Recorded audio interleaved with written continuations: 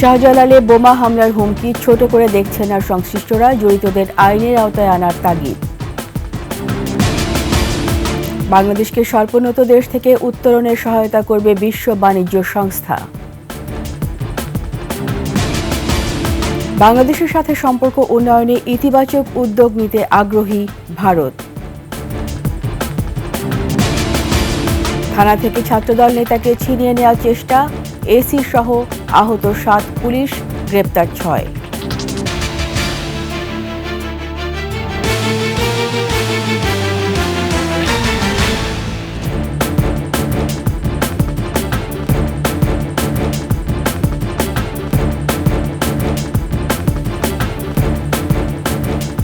শুনছিলেন সংবাদ শিরোনাম। আমন্ত্রণ 21 সংবাদের সাথে আছি রীতা চৌধুরী। দর্শক, 21 টেলিভিশনের সংবাদ একই সাথে সরাসরি দেখতে পাবেন আমাদের ফেসবুক পেজ www.facebook.com/2124, অনলাইনে সাবস্ক্রাইব করতে পারেন www.youtube.com/@21tv চ্যানেলে।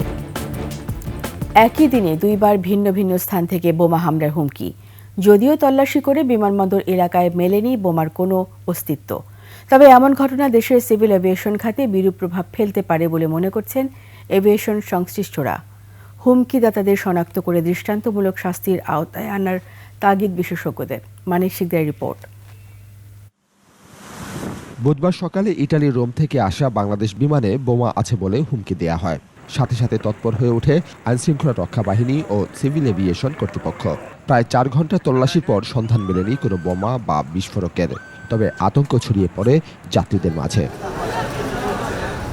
এরপর রাত 11টায় আবারও এবিপিএন-এ দায়িত্বরত কর্মকর্তার ফোনে হোয়াটসঅ্যাপ কলে বোমা হামলার হুমকি দেয়া হয়।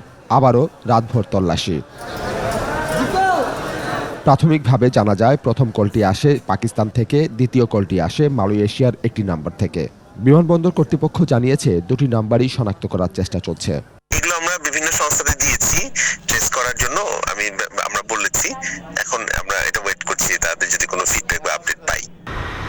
হুমকি থাকলেও বিমান চলাচল স্বাভাবিক ছিল বলে জানান নির্বাহী পরিচালক।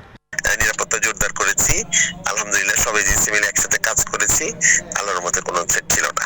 On time, on schedule, international, domestic সবকিছু আল্লাহর মধ্যে ঠিক আছে, কোনো সমস্যা নাই। বিশ্বের বিভিন্ন দেশে এমন ঘটনার নজির থাকলেও বাংলাদেশে এ ধরনের ঘটনা বিরল। পরিবর্তিত পরিস্থিতিতে সিভিল এভিয়েশন খাত ও দেশের ভাবমূর্তি ক্ষুণ্ণের চক্রান্ত হতে পারে বলে মনে করছেন এভিয়েশন বিশেষজ্ঞরা। এই ধরনের ঘটনা অন্যান্য দেশেও হয়ে থাকে এবং আমাদের দেশেও এটা এই প্রথম, আমি যতটুকু জানি অনেক দিনের মধ্যে এই ধরনের কোনো ঘটনা আমরা শুনিনি, বাট এই প্রথম এ ধরনের একটা ঘটনা ঘটেছে। এই ধরনের ঘটনা যারা ঘটিয়েছে তাদেরকে যদি আমরা দৃষ্টান্তমূলক শাস্তির ব্যবস্থা করা যায়, সেই ক্ষেত্রে কিন্তু এই জিনিসটা কমে আসবে। আতঙ্কিত না হয়ে সম্মিলিতভাবে পেশাদারিত্বের ভিত্তিতে এসব ষড়যন্ত্র মোকাবেলার পরামর্শ তাদের। আমরা আশা করি এই ধরনের ঘটনা আর ঘটবে না, এবং এটা না ঘটার জন্য আমাদের সিভিল এভিয়েশন কর্তৃপক্ষ যথেষ্ট সচেতনতার সাথে কাজ করেছে এবং তারা দ্রুত গতিতে কাজ করেছে। বাট এইটাকে যাতে ভবিষ্যতে আর না হয়, সেই জন্য তাদেরকে সচেতনতা দেখাতে হবে। বিষয়গুলোকে উড়িয়ে না দিয়ে বিমানের নিরাপত্তা আরও জোরালো করার কথা বলছেন তারা। এইটাকে যাতে আমরা আইডেন্টিফাই করতে পারি। মানিক শিকদার, 21 টেলিভিশন, ঢাকা। বাংলাদেশকে স্বল্পোন্নত দেশের তালিকা থেকে উত্তরণে পূর্ণ সহায়তার আশ্বাস দিয়েছে বিশ্ব বাণিজ্য সংস্থা। শুক্রবার সুইজারল্যান্ডের দাভোসে ওয়ার্ল্ড ইকোনমিক ফোরামের সম্মেলনে সাইডলাইনে প্রধান উপদেষ্টা ডক্টর ইউনূসের সাথে বৈঠকে এই আশ্বাস দেন সংস্থাটির মহাপরিচালক doctor Ngozi Okonjo. Doctor Ngozi বলেন, আমরা বিশ্বের বড় বড় ব্যবসার প্রতিষ্ঠানগুলোকে বাংলাদেশে তাদের সাপ্লাই চেইন স্থানান্তরে আহ্বান জানাবো। জবাবে ডক্টর ইউনূস বলেন, বাংলাদেশও এখন বহুজাতিক প্রতিষ্ঠানগুলোকে স্বাগত জানাতে প্রস্তুত। বাংলাদেশের বিশাল তরুণ জনগোষ্ঠীকে ব্যবহার করে পণ্য উৎপাদনে হাব হিসাবে ব্যবহার করারও আহ্বান জানান ডক্টর ইউনূস। চট্টগ্রাম বন্দরের টার্মিনাল পরিচালনায় আগ্রহ দেখিয়েছে বেশ কয়েকটি বহুজাতিক প্রতিষ্ঠান। সুইজারল্যান্ড সফররত প্রধান উপদেষ্টা ডক্টর ইউনূসের সাথে বৈঠকে তারা এই আগ্রহের কথা জানান। এদিকে স্থিতিশীলতা ফিরে আসায় বাংলাদেশে বিনিয়োগের আহ্বান জানিয়েছেন প্রধান উপদেষ্টা। মেহেদী হাসানের রিপোর্ট। ওয়ার্ল্ড ইকোনমিক ফোরামের সম্মেলন উপলক্ষে সুইজারল্যান্ডের ডাভোস এখন বিভিন্ন দেশের রাষ্ট্রপ্রধানদের পাশাপাশি পৃথিবীর শীর্ষ বিনিয়োগকারী প্রতিষ্ঠানগুলোর কর্তা ব্যক্তিদেরও মিলন মেলা। গত 2 দিনে এমন বেশ কয়েকটি প্রতিষ্ঠান প্রধানের সাথে বৈঠক করেছেন প্রধান উপদেষ্টা ডক্টর মোহাম্মদ ইউনূস। শুক্রবার সকালে জেনিয়াল গ্রুপের নির্বাহী কমিটির চেয়ারম্যান আমির আলী রেজার সাথে বৈঠক করেন তিনি। পরের বৈঠকটি হয় মার্কিন বিনিয়োগকারী রায় ডেলিওর সাথে। প্রধান উপদেষ্টার প্রেস সচিব জানান, গত 2 দিনে চট্টগ্রাম বন্দরে বিনিয়োগে আগ্রহী কয়েকটা প্রতিষ্ঠানের সাথে কথা হয়েছে প্রধান উপদেষ্টার। চিরাং পোর্টের যদি এফিসিয়েন্সি বাড়ানো যায়, পুরো বাংলাদেশের ফরেন ডাইরেক্ট ইনভেস্টমেন্ট আসবে। তারা খুবই সিরিয়াস। তারা যদি আজকে তাদেরকে বলা হয় এমনকি কালকেই তারা এসে অপারেট করার মতো অবস্থা। ডিপি ওয়ার্ল্ডে প্রাইভেট পোর্টগুলো অপারেট করে এবং এই ক্ষেত্রে তাদের যথেষ্ট ওয়ার্ল্ডের one of the largest company. এদিকে বৃহস্পতিবার বিকেলে সাবেক মার্কিন ভাইস প্রেসিডেন্ট আল গোরের সাথে বৈঠক হয় প্রধান উপদেষ্টার। এ সময় বাংলাদেশের সংস্কার উদ্যোগকে স্বাগত জানান তিনি। আল গোর বাংলাদেশের যে রিফর্ম প্রোগ্রামের বিষয়ে আলাপ করেছেন, উনি তার সাপোর্টটাকে জানিয়েছেন বাংলাদেশের রিফর্ম, বাংলাদেশের সামনের ইলেকশন প্রক্রিয়াকে উনি সাপোর্ট জানিয়েছেন। অ্যামনেস্টি ইন্টারন্যাশনালের সেক্রেটারি জেনারেলের সাথে বৈঠকের পাশাপাশি একাধিক আন্তর্জাতিক গণমাধ্যমকে সাক্ষাৎকারও দিয়েছেন প্রধান উপদেষ্টা। মেহেদী হাসান, 21 টেলিভিশন, ঢাকা। এদিকে সুইজারল্যান্ড সফরের শেষ দিনে বিভিন্ন সংস্থার সাথে ডক্টর ইউনূসের বৈঠকের বিষয়ে কথা বলেছেন প্রধান উপদেষ্টার প্রেস সচিব শফিকুল আলম। প্রফেসর ইউনূসের আজকে 4র্থ দিন, আজকেও 7টা মিটিং ছিল। আমরা 3টা পর্যন্ত একটানা মিটিং হয়েছে। এটা 3টার পরে জাস্ট আগামী 2 ঘন্টার মধ্যে আমরা যাওয়ার প্রস্তুতি নিব এবং ইনশাল্লাহ আগামীকাল বিকালবেলায় আমাদের টিম দেশে পৌঁছবে। WTOর যিনি ডাইরেক্টর জেনারেল, তার সাথে আজকে একটা খুব ফ্রুটফুল একটা মিটিং হয়েছে। ভারতের পররাষ্ট্র মন্ত্রণালয়ের মুখপাত্র রণধীর জয়সওয়াল বলেছেন, বাংলাদেশের সঙ্গে বিদ্যমান বন্ধুত্বপূর্ণ সম্পর্ক বজায় রাখতে চাই আমরা। এই সম্পর্ককে আরও মজবুত করার ব্যাপারেও ভারত ইতিবাচক উদ্যোগ নিতে আগ্রহী। শুক্রবার সাপ্তাহিক ব্রিফিংয়ে সাংবাদিকদের প্রশ্নের জবাবে তিনি এসব কথা বলেন। We want to strengthen our ties so that the people of India and the people of Bangladesh can prosper. So that is our approach to it. Is independent of what's happening a particular country has in its relations, has to do with other countries in its relationship. Our approach to Bangladesh is very clear. রাজধানী elephant রোডে ব্যবসায়ী হত্যা চেষ্টা মামলার আসামি ছাত্রদল কেন্দ্রীয় কমিটির যুগ্ম সাধারণ সম্পাদক মিথুনকে ছিনিয়ে নেওয়ার চেষ্টা চালিয়েছে সহযোগীরা। এ সময় সহকারী এসি সহ 7 পুলিশ আহত হন। ঘটনার সাথে জড়িত 6 জনকে গ্রেপ্তার করেছে পুলিশ। এদিকে মিথুনকে রিমান্ডে নেওয়া হয়েছে। বিস্তারিত জানাচ্ছেন দীপু শিকদার। 10 জানুয়ারি এলিফ্যান্ট রোডে দুর্বৃত্তদের হামলায় গুরুতর আহত হন মাল্টিপ্লান সেন্টারের ব্যবসায়ী এহতেশামুল হক। এই ঘটনার ক্লোজ সার্কিট ক্যামেরার ফুটেজ সামাজিক যোগাযোগ মাধ্যমে ভাইরাল হয়। ঘটনার সাথে জড়িত ছিলেন তাদের একজন ছাত্রদল নেতা মোহাম্মদ হোসেন ওরফে মিথুন। শুক্রবার ভোরে মিথুনকে গ্রেফতার করা হলে নিউ মার্কেট থানায় গিয়ে সহযোগীরা তাকে ছিনিয়ে নেওয়ার চেষ্টা চালায়। মোবাইল ফোনে ধারণ করা ফুটেজে দেখা যায় মিথুনকে বহনকারী গাড়ি থানায় প্রবেশের সময় বাধা দেয়া হয়। দুর্বৃত্তরা ছিল মারমুখী।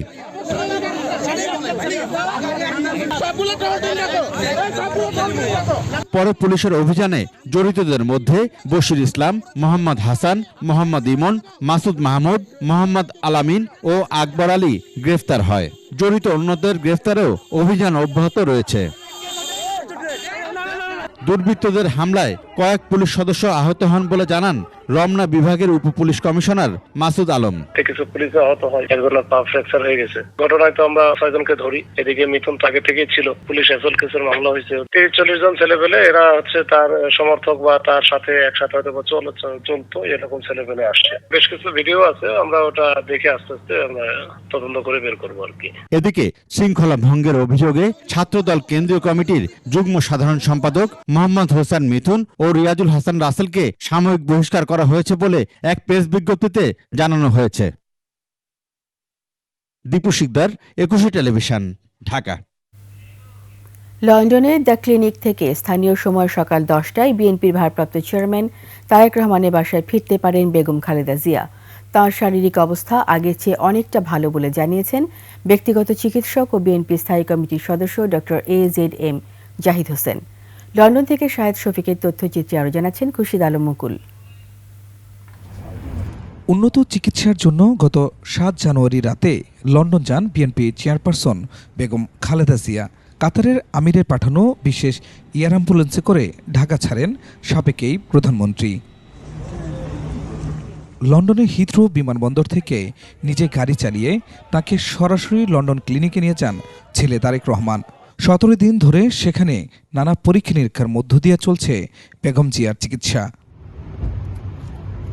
বৃহস্পতিবার রাতে লন্ডন ক্লিনিকের সামনে তার শারীরিক অবস্থা নিয়ে সাংবাদিকদের ব্রিফ করেন ব্যক্তিগত চিকিৎসক ও দলের স্থায়ী কমিটির সদস্য ডাক্তার জাহিদ হোসেন। জানান, আগের চেয়ে অনেকটাই ভালো আছেন খালেদা জিয়া। চিকিৎসার ব্যাপারে এখানকার মেডিকেল বোর্ডের সদস্যরা সবাই ভূয়সী প্রশংসা করেছেন।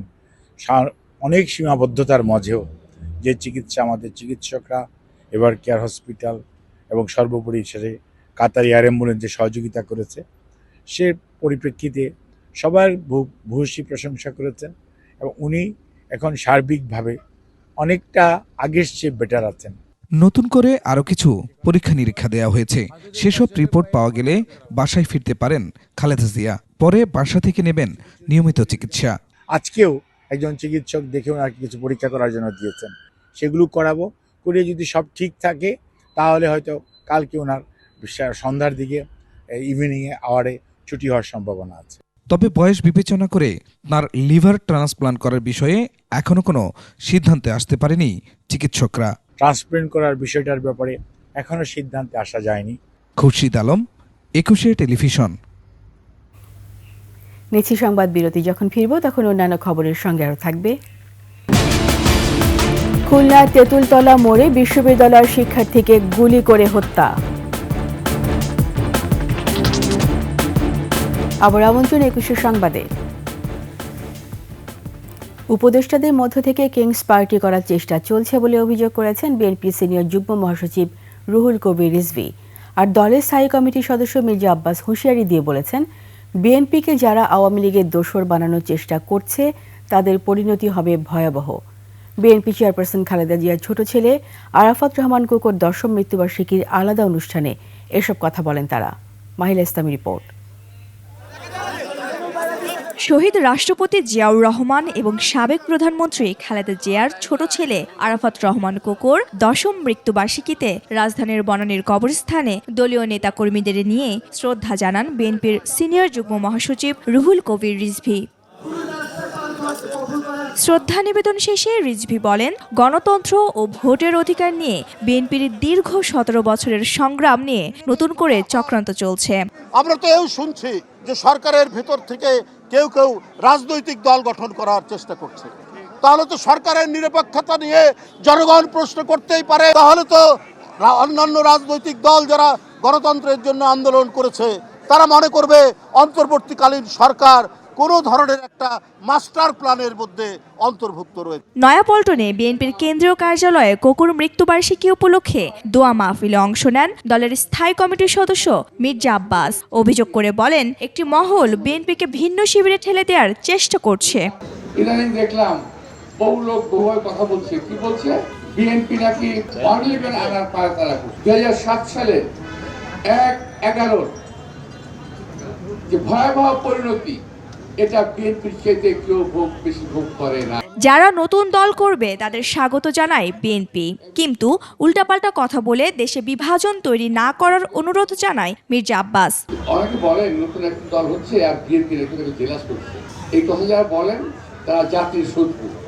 দল হবে, নতুন দল হবে কিংবা হবে না, যারা করবে তাদের উপর নির্ভর করে।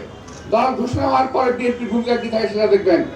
এদিকে ঢাকা রিপোর্টার্স ইউনিটিতে আরেক দোয়া মাহফিলে অংশ নিয়ে বিএনপির ভাইস চেয়ারম্যান শামসুজ্জামান দুদু আওয়ামী লীগের সাথে বিএনপিকে তুলনা না করার আহ্বান জানান। বিভ্রান্তির সৃষ্টি জাতিকে ঐক্যবদ্ধতা করতে দ্বিধান্বিত করবে, এটা ঠিক হবে না। মাহিলা ইসলাম, ২১ টেলিভিশন, ঢাকা। খুলনার তেঁতুলতলা মোড়ে সন্ত্রাসীদের গুলিতে বিশ্ববিদ্যালয়ের শিক্ষার্থী নিহত হয়েছেন। সোনাডাঙ্গা থানার কর্মকর্তা শফিকুল ইসলাম জানান, রাত 8:30টার দিকে তেঁতুলতলা মোড়ে এই ঘটনা ঘটে। অর্ণব সরকার ওখানে রাস্তার পাশে দাঁড়িয়ে চা খাচ্ছিলেন। এ সময় সন্ত্রাসীরা তাকে গুলি করে। পরে তাকে হাসপাতালে নেওয়ার পর চিকিৎসক মৃত ঘোষণা করেন। অর্ণব খুলনা বিশ্ববিদ্যালয়ে মাস্টার্সের ছাত্র ছিলেন। হত্যাকারীদের ধরতে অভিযান চলছে। রাজধানী মোহাম্মদপুর থানা এলাকা থেকে 5 পেশাদার ছিনতাইকারীকে গ্রেপ্তার করেছে পুলিশ। গ্রেপ্তারকৃতরা হল শরীফুল ইসলাম পিয়াল, মশিউর রহমান, রাসেল সর্দার, মামুন হোসেন নাইম ও মুন্না হুসাইন। বিশেষ অভিযানে গোপন সংবাদের ভিত্তিতে তাদেরকে গ্রেপ্তার করা হয়। গ্রেপ্তারকৃতদের বিরুদ্ধে রাজধানীর বিভিন্ন থানায় একাধিক মামলা রয়েছে। প্রাথমিক জিজ্ঞাসাবাদে ছিনতাইয়ের বিভিন্ন ঘটনার সাথে সংশ্লিষ্টতার কথা স্বীকার করেছে তারা। গ্রেপ্তারকৃতদের বিরুদ্ধে পরবর্তী আইনানুগ ব্যবস্থা নেওয়া হবে বলে জানিয়েছে পুলিশ। এবার আবিবা ফিন্যান্স লিমিটেড বাণিজ্য সংবাদ।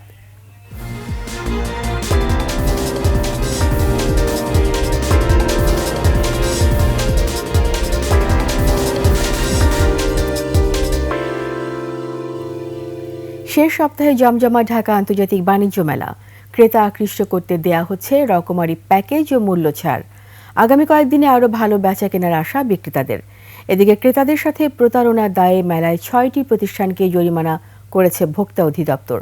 তপু শাহিনের ক্যামেরায় শিউলি শবনমের রিপোর্ট। ঢাকা আন্তর্জাতিক বাণিজ্য মেলা শেষ হতে আর বাকি 7 দিন। শুক্রবার সাপ্তাহিক ছুটির দিনে সকাল থেকেই উপচে পড়া ভিড়। প্যাভিলিয়নে ঢুকতেই দেখা যায় বিভিন্ন স্টলে বাহারি অফার নিয়ে বিক্রেতাদের হাঁকডাক। মাত্র 120 টাকায় রঙিন মগ, বাটি, প্লেট, চামচ সহ নানান শোপিস। ভালো বেচা কেনা হওয়ায় ক্রেতা বিক্রেতা খুশি। বাটি কিনলাম 4টে, আর একটা শাল কিনলাম 1200 টাকা দিয়ে। লাস্ট এই 7 দিনের আশা কিন্তু সবাই আশায় আছে। গৃহস্থালী জিনিসপত্রের দোকানে ক্রেতা সমাগম সবচেয়ে বেশি। পুরো বছরের প্রয়োজনীয় জিনিসপত্র কিনে নেন কেউ কেউ। 10,000 টাকা ইতিমধ্যে আমরা হাড়ি পাতিল কিনলাম, আরো কেনার জন্য ওদিকে যাচ্ছে, আরো কিনবে। জিনিসপত্রের কোয়ালিটি ভালো, দরদাম অনেক বেশি। বিদেশি নানান পণ্যের পাশাপাশি কাশ্মীরি কার্পেটের কদর এবারের মেলায়। 4,000 থেকে 3 লাখ টাকায় বিক্রি হচ্ছে এইসব কার্পেট। কাশ্মীরি যে সিল্কের যে প্রোডাক্টগুলো, সেগুলো কার্পেট দেখছি আর কি। This Kashmiri carpet is very demand in Banijj Mela because this kind of carpet you are not going to get in Bangladesh. মেয়েদের জামা জুতা, রং বেরঙের ব্যাগের স্টলেও ভিড় বেশি। পাওয়া যাচ্ছে 20 থেকে 50% পর্যন্ত ছাড়। অনেক কিছু দেখলাম, সবকিছু মোটামুটি পছন্দসই। পাকিস্তানি এবং ইন্ডিয়ান যে কালেকশনগুলো, এগুলো বেশ ভালো লাগছে।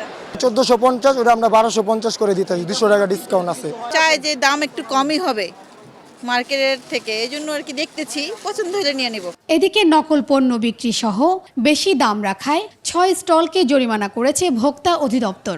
আমাদের কাছে মোট 6টি অভিযোগ পড়েছে এবং 1,92,000 টাকা অর্থদণ্ড করা হয়েছে। এবং একজন ভোক্তাকে তার অভিযোগের প্রেক্ষিতে আমাদের আইন, ভোক্তা অধিকার আইন 2009 অনুযায়ী 25% হিসেবে 25,000 টাকা অর্থ প্রদান করা হয়েছে। যোগাযোগ সুবিধা আর সুন্দর পরিবেশের কারণে মেলায় বেড়াতে এসেছেন অনেকেই। শিউলি শবনম, 21 টেলিভিশন, ঢাকা। এর সাথে শেষ করছি 21 সংবাদ। যাবার আগে সংবাদ শিরোনামগুলো আরও একবার। শাহজালালে বোমা হামলার হুমকি ছোট করে দেখছেন আর সংশ্লিষ্টরা, জড়িতদের আইনের আওতায় আনার তাগিদ। বাংলাদেশকে স্বল্পোন্নত দেশ থেকে উত্তরণে সহায়তা করবে বিশ্ব বাণিজ্য সংস্থা। বাংলাদেশের সাথে সম্পর্ক উন্নয়নে ইতিবাচক উদ্যোগ নিতে আগ্রহী ভারত। থানা থেকে ছাত্রদল নেতাকে ছিনিয়ে নেওয়ার চেষ্টা, এসি সহ আহত 7 জন পুলিশ, গ্রেপ্তার 6।